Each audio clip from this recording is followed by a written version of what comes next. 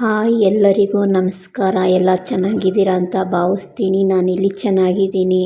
ಇವತ್ತಿನ ಟಾಪಿಕ್ ಏನು ಅಂದರೆ ಕೊಟ್ಟು ಕುದಿಯಬೇಡ, ಇಟ್ಟು ಹೊಂಗಿಸಬೇಡ, ಎಷ್ಟುಂಡರೇನು ಅನ್ನಬೇಡ ಅಂತ ಈ ಗಾದೆ ಮಾತು ಹೇಳೋಕ್ಕೆ ಇಷ್ಟಪಡ್ತೀನಿ. ನಮ್ಮ ಸಂಬಂಧಿಕರೇ ಆಗಲಿ ನಮ್ಮ ಸುತ್ತಮುತ್ತ ಜನಗಳೇ ಆಗಲಿ ಕೊಟ್ಟಿದ್ದು ಬುಟ್ಟಿದೆಲ್ಲ ಹಂಗಿಸ್ತಾರೆ. ಒಬ್ಬರು ಕೊಟ್ಟಿದ್ದ ಯಾವ ಕಾರಣಕ್ಕೂ ಹಂಗಿಸ್ಬಾರ್ದು.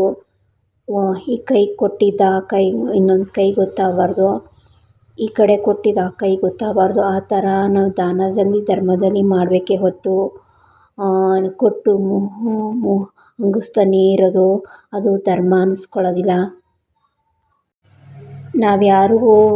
ನಾವು ಸಹಾಯ ಮಾಡಿರೋರೇ ನಮಗೆ ಸಹಾಯ ಮಾಡೋದಿಲ್ಲ. ನಮ್ಗೆ ಯಾವ ರೀತಿಲಾರ ಒಬ್ಬರು ಸಹಾಯ ಮಾಡೇ ಮಾಡ್ತಾರೆ. ನಮ್ಗೆ ಗೊತ್ತಿದ್ದವರೇ ನಮ್ಗೆ ಸಹಾಯ ಮಾಡೋದು ಅಂತ ಹೇಳೋಕ್ಕೆ ಇಷ್ಟಪಡ್ತೀನಿ.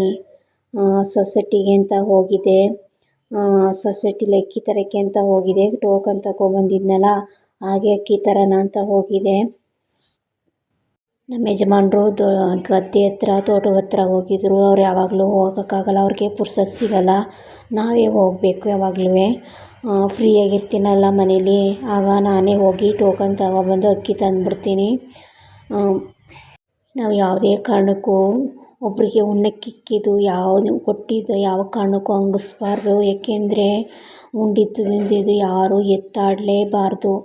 ಅದು ನಾವು ಮಾಡಿದ ಧರ್ಮ ಅಲ್ಲ, ಅದು ಧರ್ಮ ಅನ್ನಿಸ್ಕೊಳ್ಳೋದಿಲ್ಲ. ಸ್ವಾರ್ಥ ಅಂತ ಅನ್ನಿಸ್ಕೋತದೆ ಹೊತ್ತು ಧರ್ಮ ಅಂತ ಅನ್ನಿಸ್ಕೊಳ್ಳೋದಿಲ್ಲ. ಒಂದೊಳ್ಳೆ ಕೆಲಸ ಮಾಡ್ತೀವಿ ಅಂದರೂ ಈ ಕೈಲಿ ಮಾಡಿದ ಕೆಲಸ ಇನ್ನೊಂದು ಕೈ ಗೊತ್ತಾಗಬಾರ್ದು, ಆ ಕೈ ಮಾಡಿದ ಕೆಲಸ ಇನ್ನೊಂದು ಕೈ ಗೊತ್ತಾಗಬಾರ್ದು. ಆ ರೀತಿ ನಾವು ಮಾಡಬೇಕೇ ಹೊತ್ತು ಅದನ್ನ ಯಾರೂ ಎತ್ತಾಡೋದು ಮಾಡಬಾರ್ದು ಅಂತ ನಾನು ಹೇಳೋಕ್ಕೆ ಇಷ್ಟಪಡ್ತಿದ್ದೀನಿ. ಬಾಗಿಲಿಗೆ ಈ ಥರ ರಂಗೋಲಿ ಹಾಕಿದೆ, ಸಿಂಪಲ್ಲಾಗಿ ಹಾಕಿದ್ದೀನಿ ಬಾಗಿಲು ಮುಂದೆ. ರಂಗೋಲಿ ಹೆಂಗೈತೆ ಅಂತ ಕಮೆಂಟ್ ಬಾಕ್ಸಲ್ಲಿ ತಿಳಿಸಿ ಪ್ಲೀಸ್.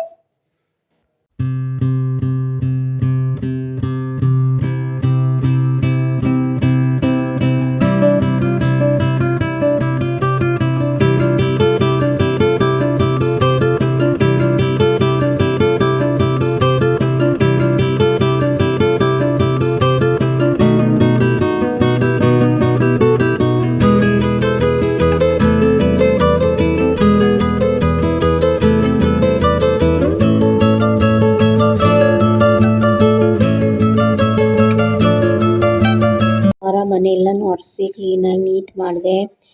ತುಂಬ ಎಲ್ಲನೂ ಒರೆಸಿ ಕ್ಲೀನ್ ಮಾಡಿ ಮನೆಯೆಲ್ಲ ನೀಟಾಗಿ ಒರೆಸಿದೆ. ಈ ಥರ ಕಾಣಿಸ್ತೈತೆ ನೋಡಿ. ಮನೆ ನೀಟಾಗಿಲ್ಲದೆ ಹೋದರೆ ಒಂದು ಸ್ವಲ್ಪನೂ ನೆಮ್ಮದಿನೇ ಇರಲ್ಲ. ಮನೆ ನೀಟಾಗಿದ್ದರೆ ಮನಸ್ಸು ನೀಟಾಗಿರುತ್ತೆ. ಯಾವಾಗಲೂ ದಿನ ಒರೆಸ್ತಾಯಿದ್ರು ಮನೆ. ನಮ್ಮನೆ ಮುಂದೆ ರೋಡ್ ಸೈಡ್ ಆಗಿರೋದ್ರಿಂದ ತುಂಬ ಧೂಳು.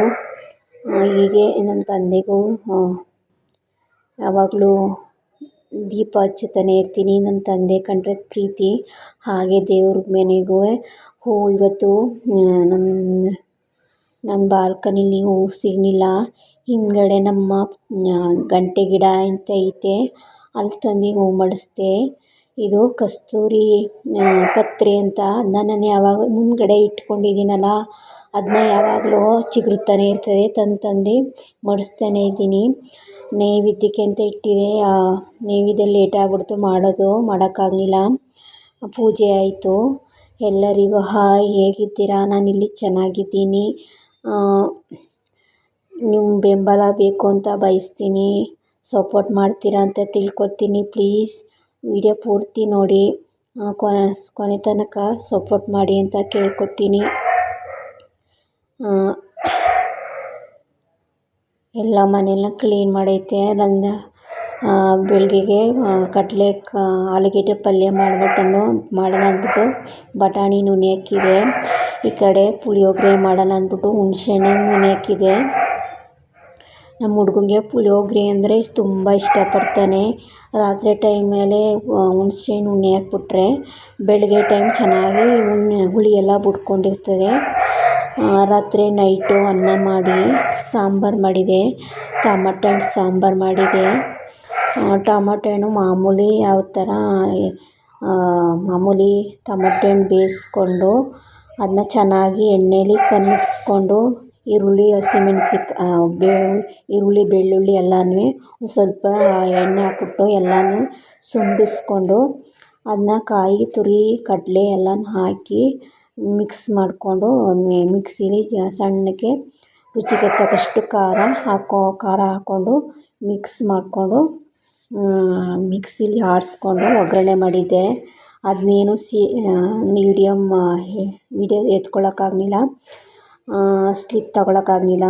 ಈ ಥರ ಆಗಿತ್ತು ಇವತ್ತು ಊಟ. ಸಂಜೆ ಊಟ ಈ ಥರ ಆಗಿತ್ತು. ಬೆಳಗ್ಗೆ ಮಧ್ಯಾಹ್ನ ಮಂಗಳವಾರ ಮಧ್ಯಾಹ್ನ ಬದನೇಕಾಯಿ ಇತ್ತು. ಬದನೇಕಾಯಿ ಮೆಣಸೆಳೆ ಸಾಂಬಾರು ಮಾಡೋಣ ಅಂದ್ಬಿಟ್ಟು ಬದನೇಕಾಯಿ ಚೆನ್ನಾಗಿ ಸುಟ್ಕೊಂಡು ಅದಕ್ಕೆ ಹಸಿಮೆಣ್ಸಿಕಾಯಿ ಇರಲಿಲ್ಲ. ಅದಕ್ಕೆ ಒಣಮೆಣ್ಸಿಕಾಯಿ ಹಾಕ್ಬಿಟ್ಟು ಜೀರಿಗೆ,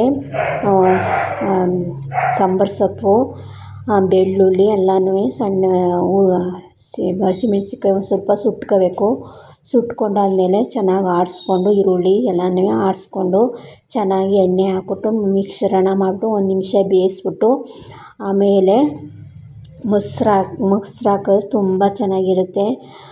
ಇದು ಸ್ವಲ್ಪ ಖಾರ ಕಮ್ಮಿಯಾಗಿತ್ತು. ಖಾರ ಕಮ್ಮಿಯಾಗಿತ್ತಲ್ಲ ಅದಕ್ಕೆ ಒಂದು ಸ್ವಲ್ಪ ಅಚ್ಚ ಖಾರ ಪುಡಿ ಹಾಕ್ಕೊಂಡೆ. ಹಾಕ್ಕೊಂಡ್ರೆ ತುಂಬ ರುಚಿಯಾಗಿರುತ್ತೆ ಅಂದ್ಬಿಟ್ಟು ಹಾಕಿದೆ. ಖಾರ ಇರಬೇಕು ನಮ್ಮನೆ. ಅಯ್ಯೋ ಸಾಂಬಾರು ಚೆಲ್ಲೋಗ್ಬಿಡ್ತು. ಸಾರಿ, ಈ ಥರ ಏನೂ ತಿಳ್ಕೊಬೇಡಿ. ಸಾಂಬಾರು ಬಿಡೋನಾಗ ಚೆಲ್ಲೋಗ್ಬಿಟ್ಟಿತ್ತು. ಇವತ್ತು ಈ ಥರ ನಮ್ಮನೆ ಊಟ ಈ ಥರ ಆಗಿತ್ತು.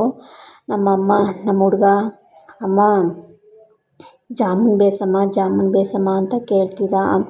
ಮಾಡಮ್ಮ ಅಂತ ಕೇಳ್ತಾಯಿದ್ದ.